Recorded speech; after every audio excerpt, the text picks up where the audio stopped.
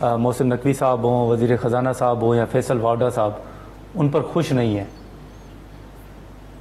دیکھیں یہ تو ہمارے لوگ ہیں نہیں نا. فیصل واڈا تو ہمارے پارٹی سے ان کا کوئی تعلق نہیں ہے. محسن نقوی صاحب کا بھی ہماری پارٹی سے کوئی تعلق نہیں ہے. نہیں، لیکن محمد اورنگزیب صاحب ہماری ٹکٹ پہ بنے، وہ ہماری ٹکٹ پہ ہی سینیٹر بنے.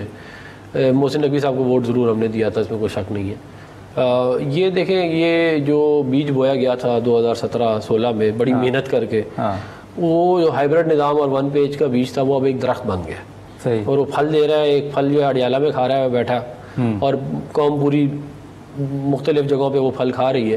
تو اب وہ آہستہ آہستہ اس نظام کو لپیٹا جائے گا، اوور نائٹ تو ہوگا نہیں. تو ان کو ان سے لنک کیا جا سکتا ہے اس نظام سے. یہ اسی نظام کا تسلسل ہے. اور آپ مجھے بتائیں نا انڈیپینڈنٹ کیسے سینیٹر بن سکتا ہے اس ملک میں؟ کوئی طریقہ آپ مجھے بتا دیں اگر کوئی ہے. آپ سمجھتے ہیں کہ آپ کو مجبوراً ان کو ووٹ دینا پڑا ہے؟ دیکھیں میں یہ کہہ رہا ہوں کہ ایک نظام چل رہا ہے اس ملک کے اندر جس میں ہمیں اب حکومت ملی ہے.